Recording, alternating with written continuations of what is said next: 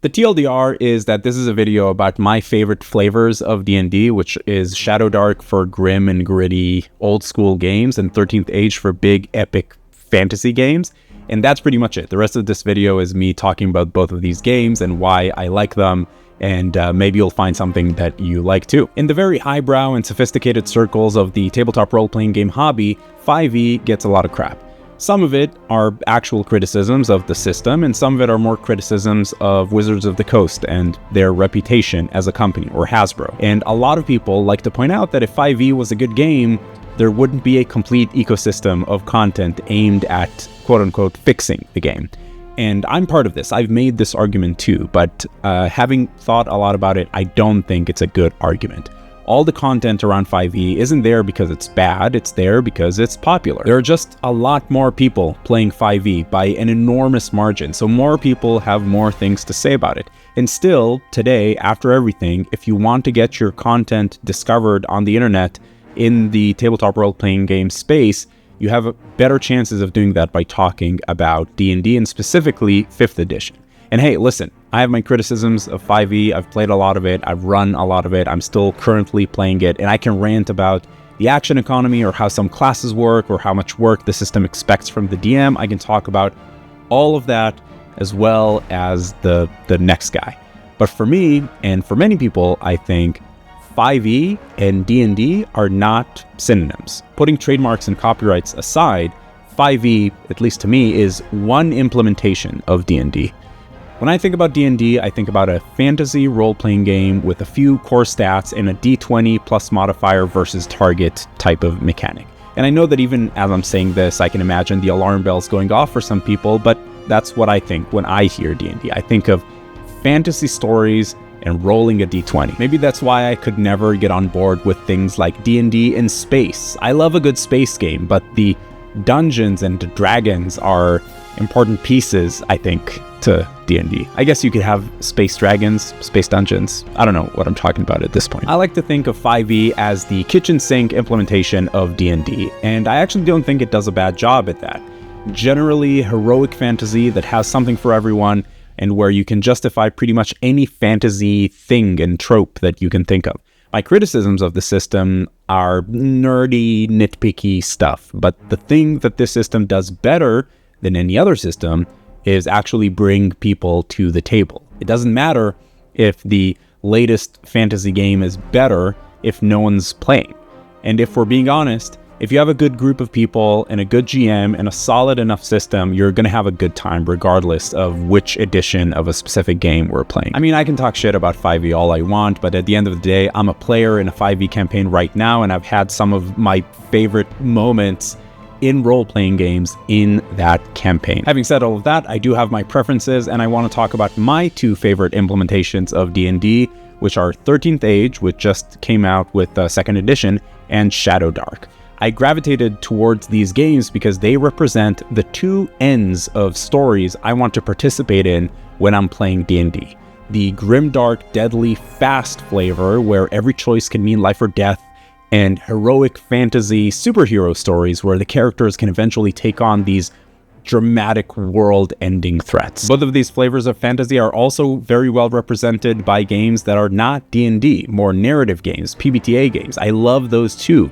But in this particular ramble, I'm rambling about D&D. Shadowdark, which I'm sure you've heard about at this point, is a game that I initially picked up, read, and then immediately put down because I guess I just didn't get it. I had read Old School Essentials and it just didn't click with me. I was looking for something that captures that vibe, but simpler on the one hand, but enough of a system on the other. I would later realize that Shadowdark is exactly what I was looking for, but at first, I had the very cynical reaction of, this is just a roll a d20 and add a modifier with a few house rules and that's it. But I kept hearing people talk about it and about how well it played and how it scratched that very specific itch of a game that feels old school but actually uses a lot of modern design principles. So I dug into it more, and then the Glass Cannon podcast started using it for their new campaign, and that game was just everything I wanted. So I watched a bunch more actual plays, and I got a game together. But it wasn't until I read the Cursed Scrolls, the expansion zines that they put out, that it really clicked for me. One of the problems with 5e is that it leaves so much up to the game master to just figure out on their own. And to an extent, that's true for any D20 game, but the Cursed Scrolls show just how extensible the very, very simple system of Shadowdark is. Want extra rules for, boats or travel or social encounters or whatever, there's probably a very simple solution in these Cursed Scroll expansions that you could honestly use with any D20 system. Shadowdark feels like it's almost not so much a game system, but it is a game style, a game philosophy, a bunch of tools kind of cobbled together, and just a very, very cool brand that supports that style. When I actually brought Shadowdark to the table, things really came together. Playing in loose turn order kept things moving very quickly. One action per turn in combat kept combat just flying by, and the game was just incredibly deadly, which is what I wanted. It felt like every roll mattered. Casting a spell was scary because you might lose it, and every enemy, even if that enemy was, an acolyte with 3 hit points, was seriously dangerous. And the real-time torch thing. Shadowdark is very big on no one has dark vision, and it has a rule that says that when you light a torch, it lasts 60 real-world minutes. This is another thing that I was highly skeptical about, because characters will have 4 torches between them. That's 4 hours easy. It won't matter. It won't actually change anything at the table. Now, I don't know how this plays out in person, because I've run Shadowdark on Foundry VTT, but I could not have been any more wrong. Foundry automatically tracks the torch and douses it after 60 minutes. And I use the rules that say that you can only have 1 torch timer running at a time. It's something that I heard Kelsey Dion say on some live stream, meaning that even if the group has 3 torches running, they all count on the first one's timer. And that lighting a torch in the dark is a DC 12 dexterity roll at disadvantage. In one game, we had one round when the torch went out in the middle of combat, and all of a sudden the map went dark. Rolls were at a disadvantage. The PCs had to figure out a way to get light or they would die, or at least be in a very dangerous situation. We had another case where a PC went down and ended up dying, but they were the one with the torch, so the other characters had to risk running into the darkness. It was so exciting and so dramatic, and it made me realize just how smart of a design that is. And again, I don't know if that piece would work just as well in person, but I think it will if you set it up correctly. The system itself is very simple. Shadowdark is basically what if 5e was old school. You got the core stats, advantage and disadvantage, you roll against a DC. The classes are also pretty simple, but they do have very different advantages. You need a good mix of characters if you want any chance of surviving. The type of D&D stories I want to participate in as a GM that I now feel Shadowdark would be my go-to for are these raging against the dying of the light, hope in a hopeless world, grimdark stories. And to be honest, I'm usually not a huge fan of games that are all dungeon crawls. When you look at real old school D&D, it's often about the dungeon and the room and the trap. And it's pretty common to hear the comparison about players back then who were more interested in that. Characters were just after treasure, and players today need more of the story. And I do probably fall into the category of the more modern player, but I want to have the best of both worlds. And I think a lot of players, including players who have been playing for, 40 years, want that as well. I want the dramatic and deep narratives and the backstories and the emergent storytelling, and I want to feel the gritty old school gaming. I want to occasionally do the honest-to-God dungeon crawl, but I want that dungeon to mean something, And I feel like I was able to get that with Shadowdark in a way that I wasn't really able to do with other games. You could argue that there's nothing special about Shadowdark specifically, and that I could do everything that I just described with Old School Essentials or Morkborg or any other game. And maybe that's true, but for whatever reason, Shadowdark was the game that made it happen for me. So that's where my old school dungeon money will go. And while I do generally like my stories in darker tones, I sometimes want them to be big and epic, and I want characters who are badasses who can do crazy things.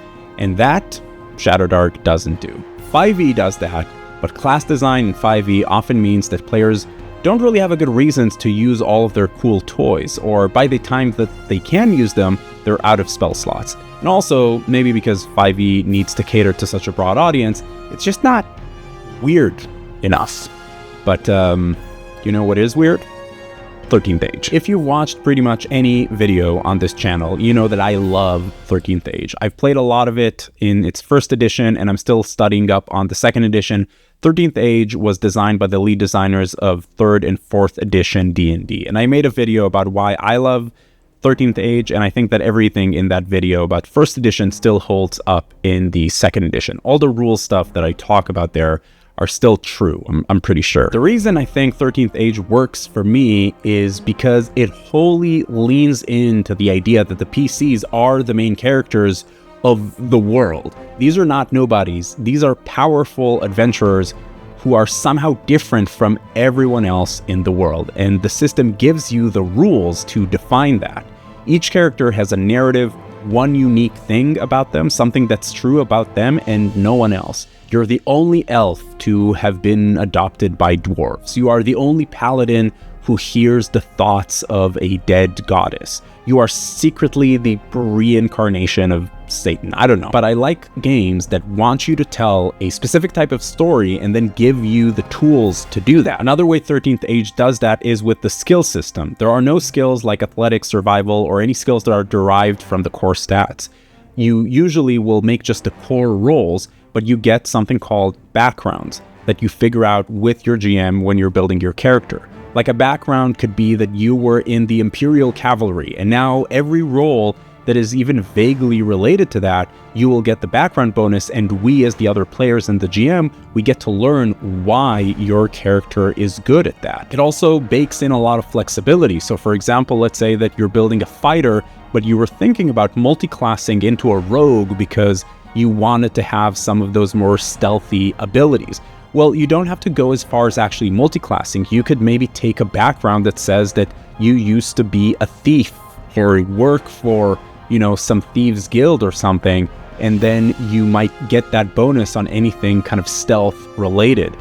You can't build your character in 13th Age without learning something about them. The backgrounds actually come into play. It's just so cool how much the game leans into this style of play. Of the narrative D&D games where we dig into backstories of these epic characters, I feel like that's often what you want to get out of 5e, but in 5e it's just basically all up to the GM or all up to the players to come up with cool concepts. In 13th Age, a lot of this stuff is really baked into the characters and their functions, just how they work. Mechanically, it's just a very interesting game to play. I would put the crunch level about the same as 5e, maybe a little bit more. Almost every class is its own little mini game, and there's a good amount of crunch to dig into. Not unlike 5e or really any even mildly crunchy game. This is only fun if your players are into it. That is something that I think is important to say about this game, especially if you're moving players away from 5e and into 13th Age. The players will have to spend some time getting to know their class and how it works. It is so rewarding, though, if they do. 13th Age is also very honest about how combat is a huge part of the game. Fighting epic battles is essential to 13th Age, and I think every epic fantasy story. And the game wants you to fight. There's not the concept of a long rest or even an adventuring day in 13th Age. There's what they call an arc, which is basically 4 battles, or at the very least 4 major and dangerous encounters. The only way to get a full heal up, which is sort of the equivalent of a long rest, is to go through an arc. So the only way out is through. And the game manifests this philosophy in all kinds of fun ways, with another being the escalation die. When combat starts, everybody rolls initiative as normal, and the first round is pretty much standard, but starting in the second round, the escalation die starts ticking up by 1 every round. It's a d6, and they recommend taking a physical big d6 and put it on the table, and it gives the heroes an attack bonus. Whatever's on the escalation die, the PCs get that as an attack bonus, meaning that after 6 rounds, or 7 rounds, including the first one, they'll be at a +6 to attack. This encourages the player to use their most kick-ass abilities towards the end of the battle when they are more likely to hit. And also, because of how monsters are designed in 13th Age, the PCs usually start a battle in disadvantage, with the monsters being harder to hit and hitting more. This creates the Megazord effect, to Towards the end of the battle, when everything is desperate and supplies are running low, that's when the characters break out their most devastating abilities. It's awesome, and it's such a great example of mechanics supporting the type of story that a game wants to tell. Jonathan Tweet and Rob Heinzu, the guys who made this game, were the lead designers of their respective editions of D&D, and it's clear reading the rule books that they feel quite a bit of ownership over the game, D&D as like in general. So the book very confidently tells you, here's how we like to run it, and here are some ideas for how you can do it. I will say that while 13th Age is not more complicated than 5e or definitely Pathfinder or any other flavor of D&D, the book is written with the assumption that this is not your first role-playing game. So I will recommend having at least one person at the table who sort of gets it and can teach the game to everybody. So, Shadowdark for grim and gritty old-school type games, and 13th Age for epic heroic fantasy. These are my flavors of D&D, and it will honestly take a lot to get me to run something else in this genre. I'm a game junkie. I like trying out tons of new systems, and I read rule books for fun all the time for games that I know I'll never get to play. But even for games that are outside the core D&D rule set, if it's generic fantasy, I'm not sure that I can gain a whole lot more by learning a new system versus building more mastery over these systems and maybe tweaking them to just my preferences and the preferences of the player. Never say never. I might play all of these games, and I have bought the rule books for most of them, but when I look at Nimble and DC-20 and Draw Steel and Daggerheart and Tales of the Valiant, I get this feeling that I'm good. I think I'm covered for now. I do really want to run more Soulbound too, which is also epic fantasy, but tailored so specifically to one setting that I like so much. There are just so many games, man. When are we going to find time to play all these games? Anyway, that's my ramble for today. I would love to hear about your favorite flavors of D&D and go-to games. But beyond that, yeah, just go play a game.